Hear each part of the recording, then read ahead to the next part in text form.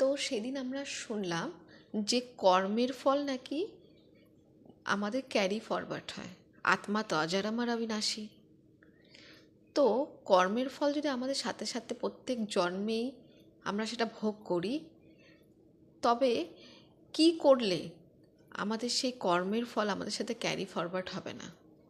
আমাদের এই জন্মের দুঃখ বা কষ্ট বা সুখ আমরা এই জন্মেই ভোগ করব, নতুন জন্মে আবার নতুন করে সুখ আর দুঃখ ভোগ করব। তো আমরা এই জন্মেরটা এই জন্মেই চুক্ত করতে চাই, সেই বিষয়ে আপনি কি বলবেন? আমরা আমাদের কর্মের ফল এই জন্মেই চুক্ত করতে চাই, এবং এটা অনেকেই চিন্তাও করে, এবং অনেকে সেই জিনিসটাকে সাকসেস করার জন্য অনেক রকম প্রচেষ্টাও করে। কিন্তু আমাদের এই কর্মের ফল আমরা এই জন্মেই যদি পাই তাহলে তো খুব ভালো, সেটা খারাপ হোক বা ভালো হোক। তবে কেউই নিজের আয়ু হঠাৎ করে তো সেভাবে বলতে পারে না, এবং ওইভাবে কেউ বলেও দিতে পারবে না যে হ্যাঁ অমুক দিনে উনি মানে মারা যাবেন বা যাই হোক। কিন্তু সেটা আমরা সবসময় খেয়াল রাখবো কি আমরা যতটা পারবো নিজেদেরকে সংযম করে রাখা, বা নিজেকে সব নেগেটিভিটি থেকে দূরে রাখা, বা আমাদের সবচেয়ে বড় কথা যে সেলফ চেকিং, নিজেকে চেকিং করা, নিজেকে কন্ট্রোল করা, এটা আমাদের ধ্যান রাখলে পারে কি হবে কি আমাদের মাধ্যমে যদি কোনো রকম মানে নেগেটিভ কাজ বা কিছু ভুল কাজ যদি হয়, কিন্তু সেটা হওয়ার সঙ্গে সঙ্গে যদি আমাদের মাইন্ডের মধ্যে চলে আসে যে হ্যাঁ এই কাজটা আমি করে ভুল করলাম, বা এই ধরনের সিনারিও যদি আমার সামনে আবার পরবর্তীকালে আসে, সেই জায়গাটা যাতে আমি নিজেকে চেকিং করে নিজেকে সামলে নিতে পারি। তো এই মেন্টালিটি নিয়ে যদি কেউ এগিয়ে যায়, বা এই মেন্টালিটি নিয়ে যদি সবাই কথাটাকে যদি বুঝতেও পারে, তাহলে কি হবে যে কর্মের যে রেজাল্টটা সেটা খারাপ অতটা না হলেও অ্যাটলিস্ট অল্প ভালোর মধ্যে দিয়ে যেতে হবে। এবং এই জিনিসটা আমরা যদি মনে রাখি কি আমরা এই জন্মেই আমাদের সমস্ত রকম কর্মের ফল আমরা নিয়ে যেতে চাই, এই কর্মের ফল যাতে আমাকে পরবর্তীকালে না নিতে হয়, এই জিনিসটা সবাই অ্যাকসেপ্ট করতেও পারে না। এটাও ঠিক কথা, কারণ সবাই কি চায় কি হ্যাঁ আমি ভালোভাবে চলে যাই, বা আমি যতদিন বেঁচে থাকবো ততদিন খুব আরামে থাকি, কোনো রকম দুঃখ কষ্ট না থাকে। কিন্তু ওই যে ভালো থাকি বা আরামে থাকি, যে দুঃখ কষ্ট না থাকে, সেটা করতে গিয়ে এমন এমন কিছু কাজ এবং এমন এমন কিছু সিনারিওর মধ্যে দিয়ে আমাদেরকে যেতে হয়, সেটা হয়তো বলতে পারেন অজান্তেই অনেক কিছু নেগেটিভ হয়ে যাওয়া, বা কেউ জেনে শুনে সেটাকে করার পরে সেটাকে ধামাচাপা দেওয়ার চেষ্টা করা। তো এই জিনিসগুলো করলে পরে সেটা তো ক্যারি ফরওয়ার্ড হতেই হবে। কারণ আমরা যদি কোনো কিছু লুকাই মানুষের থেকে, আমরা সবার থেকে লুকাতে পারবো, কিন্তু যে পরমপিতা পরমাত্মা, ওনার সিসিটিভি ক্যামেরাতে সব কিছু ক্যাচ হয়ে যায়। তো পরমাত্মার কাছ থেকে আমরা তো সেটা লুকাতে পারবো না, না আমরা মানুষের কাছ থেকে লুকাতে পারবো, পরমাত্মার কাছ থেকে তো লুকাতে পারবো না। এবার সেই রেজাল্টটা তো আমাকে পেতেই হবে, কারণ উনি এমন একজন আমাদের বাবা যে সব বাচ্চাদেরকে সমানভাবে ট্রিট করে। একটা নর্মাল মানুষও যেরকম তার সব বাচ্চাদেরকে সমানভাবে ভালোবাসে, ঠিক সেরকম আমাদের পুরো পৃথিবীতে যতগুলো আত্মা আছে, আত্মা ভাই বোন, প্রত্যেকের পিতা তো উনি পরমপিতা পরমাত্মা শিব বাবা।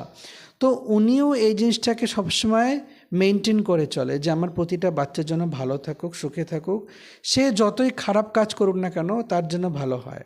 তো এই মেন্টালিটি নিয়ে উনি সব বাচ্চাদেরকে ভালোবাসা এবং আশীর্বাদ করেন সবসময়। কিন্তু বাচ্চারা যদি সেই কথা অনুযায়ী বা সেই পথে যদি না চলে, তাহলে তো তাকে সে রেজাল্ট ভুগতেই হবে। একটা পরিবারে দুটো বাচ্চা থাকে এবং দুজনে তো সমানভাবে ইকুয়াল নাও হতে পারে। কেউ ভালো পড়াশোনা করে বা কেউ একটু কম পড়াশোনা করে, কেউ ভালো ম্যানার্স নিয়ে জন্ম নেয়, কেউ জন্ম নেওয়ার পরে ম্যানার্স শেখে। কিন্তু একটা বাবা মার কাছে তো দুটো বাচ্চাই সমান। সে কখনোই চাইবে না যে ম্যানার্স কম তাকে কম ভালোবাসবো, বা যে পড়াশোনায় ডাল তাকে আমি কম দেখাশোনা করব, এমন তো না। একটা বাবা মার দুজনের প্রতি সমান রেসপন্সিবিলিটি থাকে। ঠিক সেরকম পরমপিতা পরমাত্মারও সেম রেসপন্সিবিলিটি প্রতিটা বাচ্চার ক্ষেত্রে, সে ভালো পথে চলুক বা খারাপ পথে চলুক। এবার যে যেরকম পথে চলবে, যে যেরকম কাজ করবে, তাকে সেই ফলটা ভুগতেই হবে। এই জিনিসটা আমাদের সবাই জানিও, এবং এই জিনিসটা জেনেও আমরা আনজান থাকার চেষ্টা করি। তো এখন এটা প্রত্যেকটা ইন্ডিভিজুয়ালের উপর ডিপেন্ড করবে যে সে নিজের কর্মের ফলটাকে এই জন্মে যুক্ত করবে বা সেটাকে ক্যারি ফরওয়ার্ড করবে, সেটা প্রত্যেকটা মানুষের উপর ডিপেন্ড করে। আচ্ছা, আপনি বললেন যে আমরা চেকিং করব, সব কর্ম করার আগে যদি আমরা সেই জিনিসটাকে চেক করি, তবে আমরা সেই সেই কর্মটা আমাদের তখনই ঠিকও হতে পারে, বা ভুল করলে সেটা ক্যারি ফরওয়ার্ডও হতে পারে। তো এটা যদি আপনি একটু ভালো করে উদাহরণ দিয়ে বলেন যে কিভাবে চেকিং করব আমরা, সেই বিধিটা যদি আপনি বলেন। বিধিটা দেখুন, এটা যারা আমাদের আশেপাশে যারা লোকজন আছে, তারা আজকাল বলতে গেলে সবাই শিক্ষিত, এবং সবাই একটা ভালো কি মানে কোনটা ভালো বা কোনটা খারাপ সেটা সবাই জানে, এবং বোঝার মতো ক্ষমতা সবার মধ্যেই থাকে। আজকে একটা ছোট বাচ্চা থেকে বয়স্ক লোক পর্যন্ত সেও নিজেকে মানে কিভাবে ভালো রাখতে পারবো বা ভালো থাকবো সেটার চেষ্টা সবাই করে।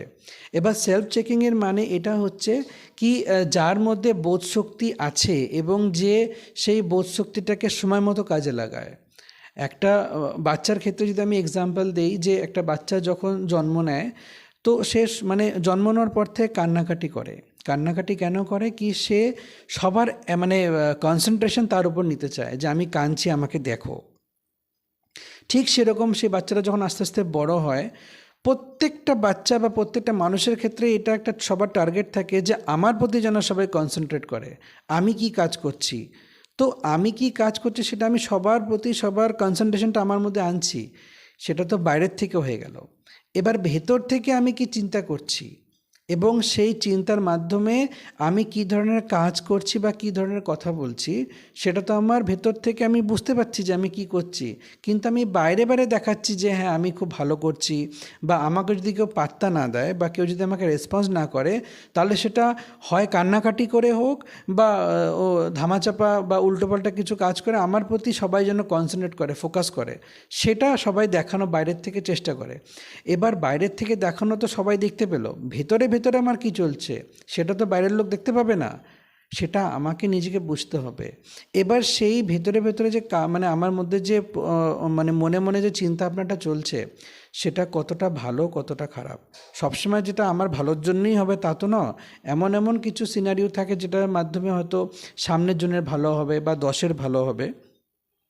তো সেই চিন্তাটা একটা মানুষ কতক্ষণ নিজেদের মধ্যে মানে ধরে রেখে সেটাকে প্রকাশ করবে তার কর্মের মাধ্যমে, সেই জিনিসটা হচ্ছে সেলফ চেকিং। এবার সেলফ চেকিং আমরা ওই সবসময় এই জিনিসটা ধ্যান রাখবো কি, শুধুমাত্র আমার ভালোর জন্য না, আমার মধ্যে দিয়ে যাতে বাকি সবার ভালো হয়, তাহলে সেটা অটোমেটিক্যালি আমাকে ফোর্স করে কাউকে আমার প্রতি কনসেন্ট্রেট করাতে হবে না, আমার কর্মের মাধ্যমে সবাই সেটা দেখবে। এটা হচ্ছে self checking. Okay, thank you. Om শান্তি।